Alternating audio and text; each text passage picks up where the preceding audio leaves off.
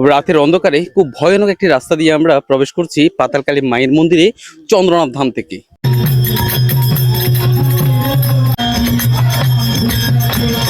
জয় মা, জয় মা পাতালকালী মায়ের জয়।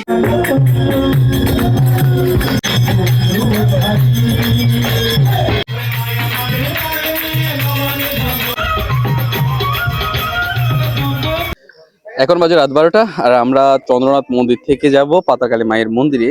আর দোল পূর্ণিমা উপলক্ষে কিন্তু পাতালকালী মায়ের মন্দিরেও কিন্তু বেশ আয়োজন করা হয়েছে।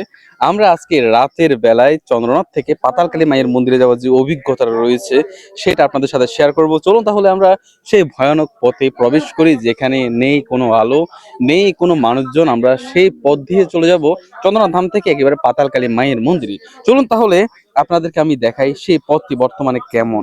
আপনাদেরকে রাতের এই অন্ধকার আসলে কি পথ দেখাবো।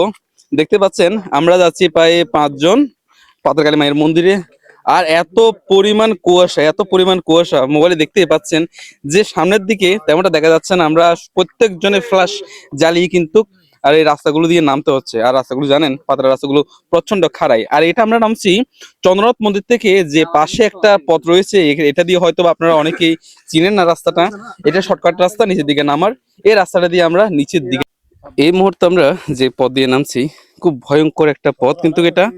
আর এটা আমি আগেই বলেছি আপনাদেরকে, এটা শর্টকাটে পাতালকালী মায়ের মন্দিরে যাওয়ার পথ। এটা অনেকে চেনেন না। এটা কিন্তু আপনার চন্দ্রনাথ মন্দিরে উঠার আগে এই রাস্তাটা রয়েছে, একেবারে খাড়াই। নামতে এত পরিমাণ খাড়াই যে আপনাদের বলে বুঝাতে পারবো না। তবে এটা দিয়ে শর্টকাটে কিন্তু পাতালকালী মায়ের মন্দিরে যাওয়া যায়। আর এই রাস্তা দিয়ে তেমন মানুষজন কিন্তু আসা যাওয়া করেন না। যারা একেবারে মানে এই রাস্তাগুলো সম্পর্কে খুব অজ্ঞ অজ্ঞ তারা কিন্তু এই রাস্তা দিয়ে না যাওয়াটাই বেটার। আর যারা চীনে থাকেন তারা অবশ্যই যেতে পারেন, তবে এই রাস্তা দিয়ে কিন্তু মানুষজন খুবই কম আসা যাওয়া করেন। আমরা পাতালকালী মায়ের মন্দিরের প্রায় অনেকটা কাছাকাছি চলে এসেছি। আর এই সময় এমন একটা জায়গার মুখোমুখি হলাম যে জায়গাটি সম্পূর্ণ খাড়াই। হয়তো আপনারা মোবাইলে বুঝতে পারছেন কিনা জানি না, এই জায়গাটি সম্পূর্ণ খাড়াই, একেবারে ডিরেক্টলি উপর থেকে নিচের দিকে নেমে গেছে। আমরা এখানে মানে আস্তে ধীরে নামার কোনো সুযোগ পাচ্ছি না। পাগুলো মনে হচ্ছে যে অটোমেটিকলি চলছে, কারণ সারাদিন আমরা একটু পরিশ্রম করেছিলাম। যেহেতু পাহাড় এই উঠা, তার মধ্যে হচ্ছে যে পাতালকালী মায়ের মন্দিরে যাওয়া, তাও আবার রাতের 12টায়, ঠিক 12টায় আমরা পাতালকালী মায়ের মন্দিরে যাচ্ছি। দেখতে পাচ্ছেন আমাদের সাথে যারা আছেন তারা কিন্তু আমাদের আগে আগে চলছেন, আমাদের পথটা দেখাচ্ছে। কারণ এটা নতুন রাস্তা, আমরা কিন্তু ঠিক চিনি না রাস্তাটা, কখনো আমি আসা যাওয়া করিনি।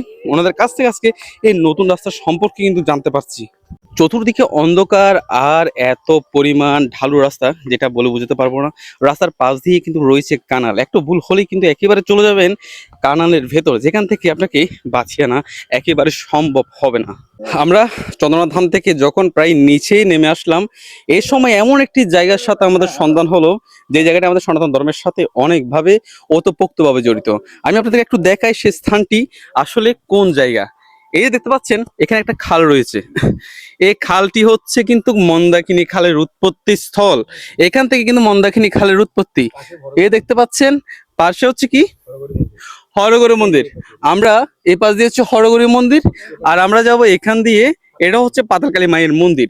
তবে একটা জিনিস জেনে রাখুন, এটা হচ্ছে হরগৌরী মন্দির থেকে আসা সে মন্দাকিনী খাল। আর যে খালটি আমাদের সনাতন ধর্মের সাথে ওতপ্রোক্তভাবে জড়িত, সেই ঐতিহাসিক এবং রহস্যময় মন্দাকিনী খাল।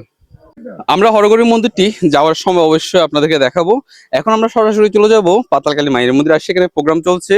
এখানে আমরা শুনেছি যে আপনার ভজন খেপা পাতালকালী মায়ের মন্দিরে অনুষ্ঠান করছেন। আমরা তার অনুষ্ঠানটি দেখবো, অবশ্যই আপনাদেরকে দেখাবো। আর এখন এখন যে জায়গাটি দিয়ে আমরা হাঁটছি, এটা প্রায় সমতল একটি রাস্তা। আর এই রাস্তা ধরে আমরা চলে যাব পাতালকালী মায়ের মন্দিরে। চন্দ্রনাথ ধামে যতক্ষণ ছিলাম ততক্ষণ কিন্তু একটু গরম অনুভব হয়েছিল, সরি ঠান্ডা অনুভব হয়েছিল।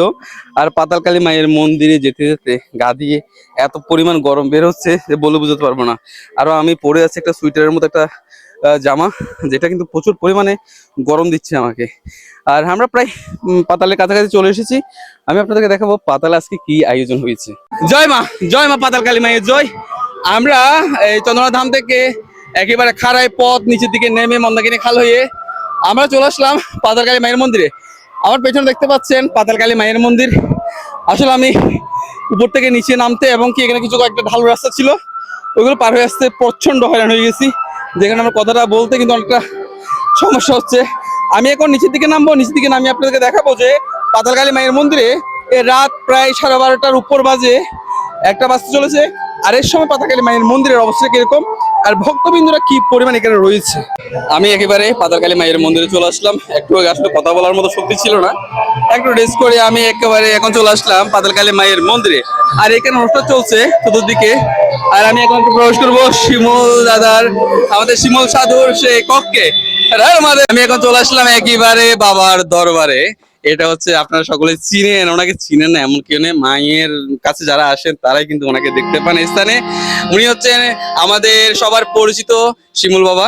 উনি এই কুটিরে থাকেন আর এখান থেকে মায়ের সেবা করেন। এই দেখতে পাচ্ছেন মায়ের মন্দিরের পাশে কিন্তু বাবার কুটিরটি রয়েছে। আর আমি বাবার কুটিরের ভেতরে একটু দেখাবো, আমি আমি কুটিরের ভেতরে একটু দেখাবো। এখানে কিন্তু বাবার একটা প্রদীপ রয়েছে, যে প্রদীপ আপনার বাবা যতক্ষণ থাকেন এই প্রদীপ কিন্তু এই স্থান থেকে নিবেন না। এই দেখতে পাচ্ছেন এখানে অনেকগুলো আপনার পবিত্র পাথর আছে, এখানে নন্দীজি আছে, এখানে নাগরাজ আছে, এর পাশাপাশি হচ্ছে এখানে গণেশ বাবা রয়েছেন। এখানে মায়ের একটি প্রতিমা আছে, খুব সুন্দর প্রতিমা, যেটা দেখলে অবাক হবেন। এই দেখতে পাচ্ছেন এটা হচ্ছে মায়ের প্রতিমা, খুব সুন্দর একটি প্রতিমা। আর বাবার সামনে কিন্তু অনেকগুলো পবিত্র পাথর আছে, যেগুলো হয়তো আমি এই সম্পর্কে জানি না। এখানে কিন্তু অনেকগুলো পবিত্র পাথর রয়েছে। তার পাশাপাশি এটাই হচ্ছে সম্পূর্ণ কুটির, যেখানে আমরা সবাই এসে প্রথমে কিন্তু প্রবেশ করেছি। এটাই হচ্ছে আমাদের শিমুল বাবাজির কুটির। এখানে তিনি থাকেন, ওনার ভক্তরা এখানে এসে বসেন, একটু বিশ্রাম নেন। এরপর পাতালকালী মায়ের মন্দিরে অনেকগুলো স্থান রয়েছে পবিত্র স্থান। আমার পরবর্তী ভিডিওগুলোতে অবশ্যই পবিত্র স্থানগুলো দেখবেন। এখন আমি আপনাদের দেখাবো আমাদের সবার পছন্দের এবং আমাদের সবার ধাত্রী আমাদের মা পাতালেশ্বরী।